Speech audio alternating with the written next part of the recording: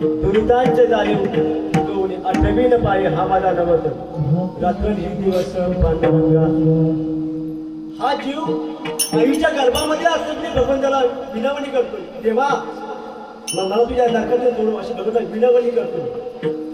परंतु जन्माला आल्यानंतर मात्र भगवंताला दिलं उत्तरा विसरून जातो आणि संसाराच्या मायेमध्ये गुंतून जातो. तो देवाला वचन देतो, मी तुझं नामचिंतन करीन. कधी जोपर्यंत देवाचा त्याचा संबंध होता तोपर्यंत. आता आवाज थोडा क्लिअर करणार. त्याचा आणि देवाचा संबंध होता तोपर्यंत म्हणतो मी तुझं नामचिंतन करीन. ज्यावेळेला तिचा संबंध तुटला, म्हणजे ज्यावेळेला ती नाळ कापली गेली, तर मूल जन्माला काय करतं? कवा कवा नाही काय, केव्हा म्हटलं मी तुझं नामचिंतन करीन. जन्माला आल्यानंतर हा जीव विसरून गेला आणि संसाराच्या मायेमध्ये गुंतून गेला. नेमके या जीवाला समजत नाही की आपण मृत्यूलोकामध्ये आलो कशा करता. हा जीव रात्रंदिवस काबाड कष्ट करतो, सुखाची प्राप्ती व्हावी, समाधानाची प्राप्ती व्हावी. परंतु आपल्या जीवनामध्ये दुःख येते. याच्या मागचं कारण असं आहे,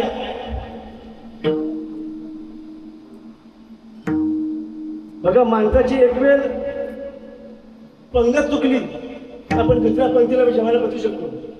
ती चुकली तर त्याच्या दुसऱ्या पंक्तीला बसू शकतो. पण जर का संगत चुकली तर पूर्ण आयुष्याचं वाटलं होतं, पूर्ण आयुष्याचं वाटलं होतं. म्हणून याच्यासाठी माणसाच्या जीवनामध्ये संगत फार महत्वाची आहे. आपण जर का पाहिलं तर या जीवाने, बस या जीवाने जडाची संगत केली तर या जीवाचा उद्धार होणार नाही. या जीवाने जर का जीवाची संगत केली तरी या जीवाचा उद्धार होणार नाहीये. मग या जीवाने एकतर देवाची संगत करावी अथवा देव मान्य संतांची संगत करावी. का? ऐका, माणसाच्या जीवनामध्ये प्रामुख्याने 2 उत्सव साजरे झाले पाहिजेत. पहिला उत्सव देवाचा. का देवाचा उत्सव आम्ही साजरा केला पाहिजे? ज्या भगवंताने विश्व निर्माण केलं, ज्या भगवंताने सृष्टी निर्माण केली, त्या देवाचं येऊन आपण जर का नामचिंतन नाही केलं तर तुमचंही जीवन व्यर्थ आहे आणि माझंही जीवन व्यर्थ आहे. मला सांगा, एवढ्या मोठ्या कोरोनाच्या महामारीमध्ये किती लोक मेली? लोकांचा ऑक्सिजन होता, पैसा होता, सर्व काही होतं, पण प्रत्येकाला आपला जीव वाचवता नाही आला. मग आजच्या तारखेला आपण जिवंत आहोत, हे आपल्यावरती कुणाची कृपा आहे? त्या देवाची आहे. तुकोबरांच्या प्रमाण आहे, बर्वे झाले आजीवरी, नाही पडलो मृत्यूच्या आहारी, वाचून आलो हे तर वरी, उरले ते हरी तुम्हा समर्पण. म्हणून मिळालेलं जे आयुष्य आहे ते देवाच्या नामचिंतनामध्ये घालवलं पाहिजे.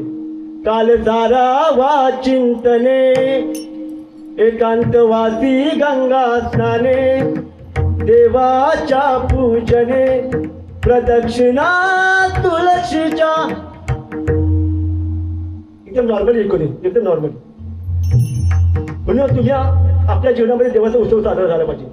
आणि दुसरा उत्सव साधूचा उत्सव, संतांचा उत्सव. का? आतापर्यंत या आपल्या महाराष्ट्रामध्ये, या भारत देशामध्ये जेवढे काही संत महात्मे होऊन गेले, कोणता साधू महात्मा 100 वर्ष आयुष्य झालं नाहीये.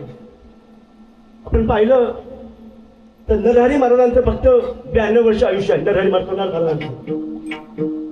त्यानंतर नामदेवरायांचं 82 वर्ष आयुष्य आहे.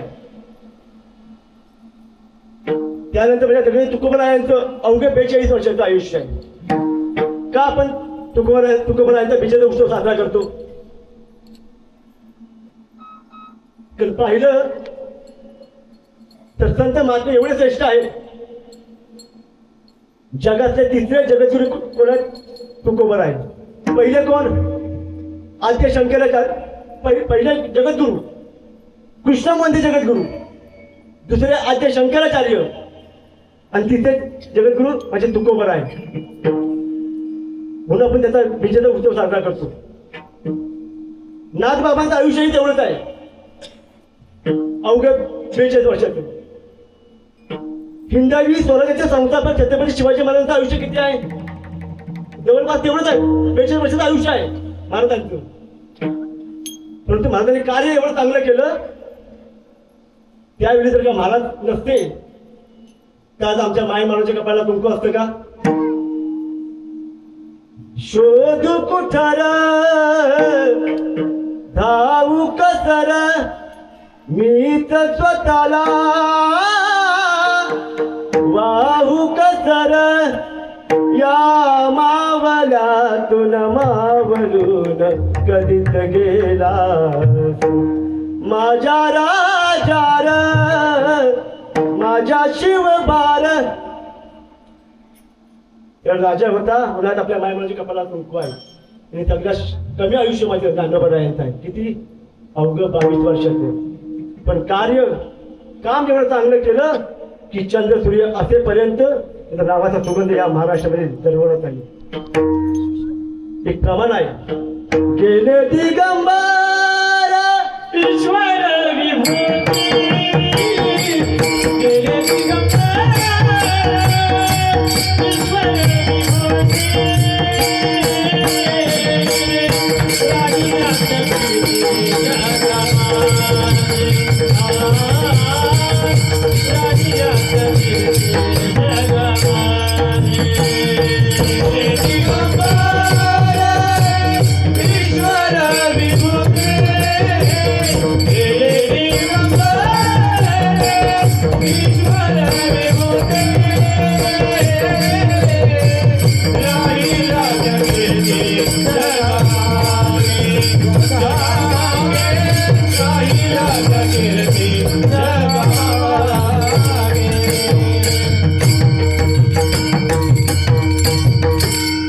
गेले दिगंबर ईश्वर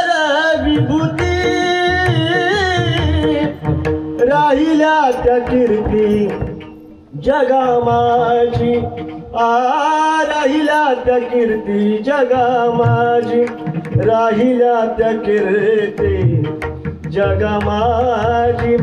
वैराग्याच्या गोष्टी ऐकल्या त्या कानी आता ऐसे कोणी होणे नाही.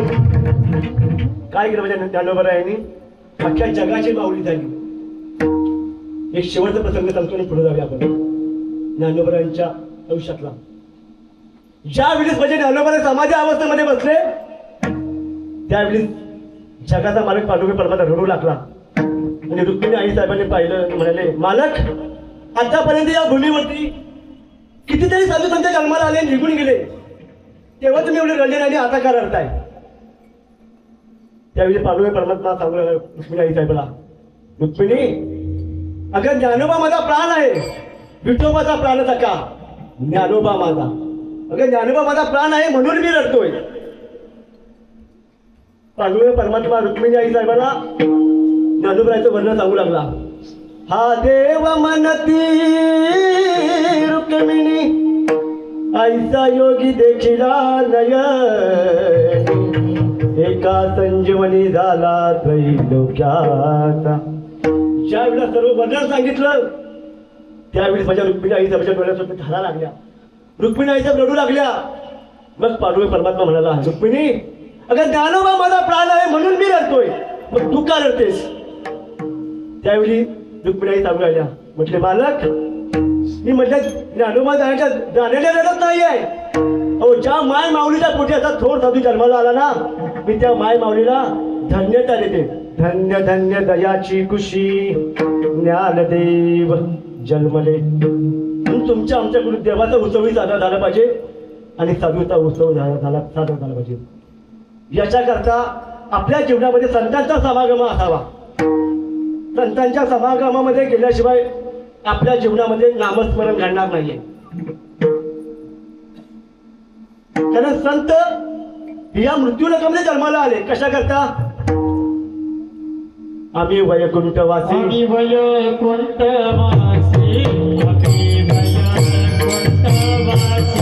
आम्ही वैकुंठवासी, आम्ही वैकुंठवासी, आम्ही वैकुंठवासी.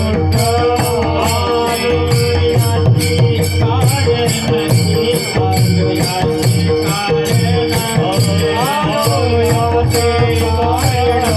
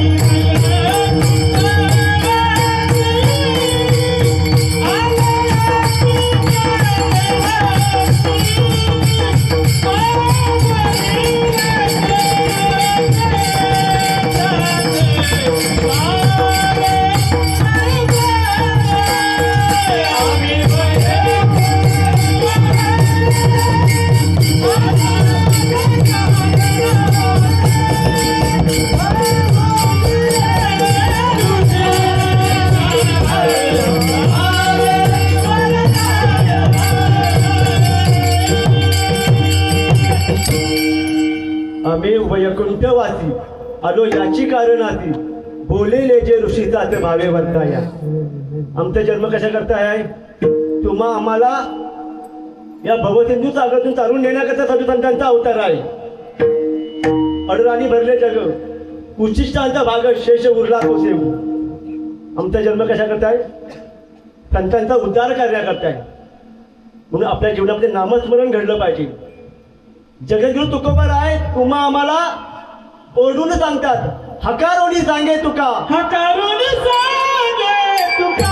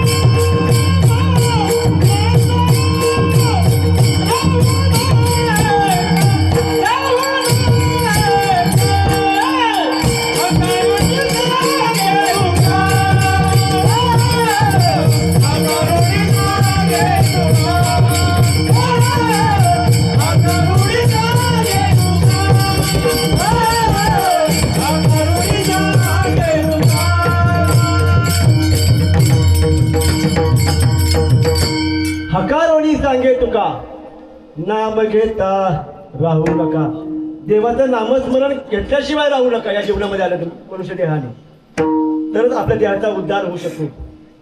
उठा जागे वारे आता, स्मरण करा पंढरीनाथा, भावे चरणी ठेवा माता, दुःख विवका जन्माच्या धनदारा पुत्र जन. तुकोबरा म्हणतात तुम्ही झोपल्याचं तर जागे व्हा आणि देवाचं नामचिंतन करा. कारण कधी या देहाचा भरवसा कधी काल येईल तुम्हा आम्हाला घेऊन जाईल सांगता येत नाही. वेळ आहे तोपर्यंत अवध व्हा आणि देवाचं नामचिंतन करा. आणि तुमचा आमचा जन्म झाला नेमका कशा करता? देवे दिला देह भजना घुमटा, तो या झाला फाटा.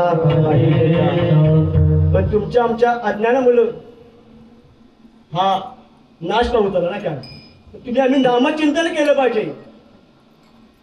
नामचिंतन केलं तरच या भवसिंधू सांगतो तुम्ही आम्ही तरुण जाऊ शकतो. आणि एवढा तो नरदेह प्राप्त झाला. इथे जी लोक आपण या ठिकाणी कीर्तनाला जमलेलो आहोत, किती इतर कुठला प्राणी आलाय का? नाही, फक्त मनुष्य लोक या ठिकाणी कीर्तनाला आले का? प्रमाण आहे. पशु पाप पुण्य जाणती, उत्तम मध्यम भोग भोगती. या ठिकाणी पशु प्राणी या ठिकाणी येतील का कीर्तनाला? एखादा गाढवा झाली तर बस चला कीर्तनाला येईल का? नाही येणार. त्यांच्या योनीमध्ये ते ज्ञान नाही आहे. फक्त मनुष्य योनीमध्ये ते ज्ञान आहे. म्हणून तुम्हाला आम्हाला नरदेह प्राप्त झालाय तो फक्त आणि फक्त देवाच्या नामचिंतन करण्याकरता.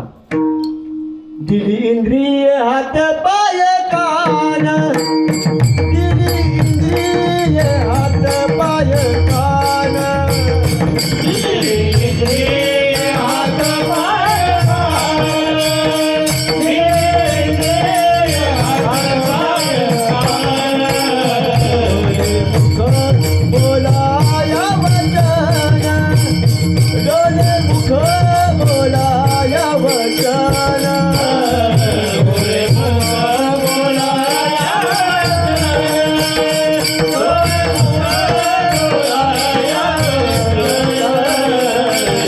डोळे तू नारायण, जग जोडी तू नारायण.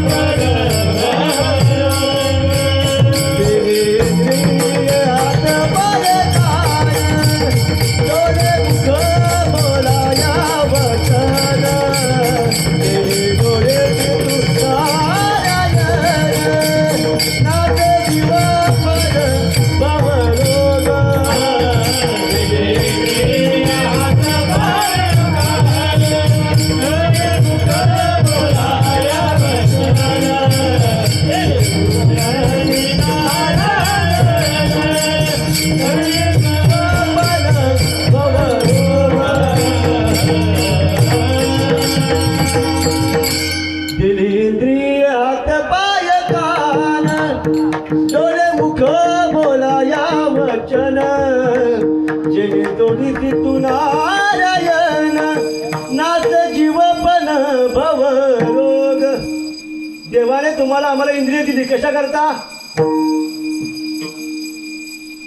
भगवंताने तुम्हाला डोळे दिले कशा करता? डोळे तुम्ही घ्या रे सुख पहा विठोबाचे मुख. हे डोळे देवाला पाहण्याकरता आहेत, चांगलं पाहण्याकरता आहेत. कान दिले कशा करता?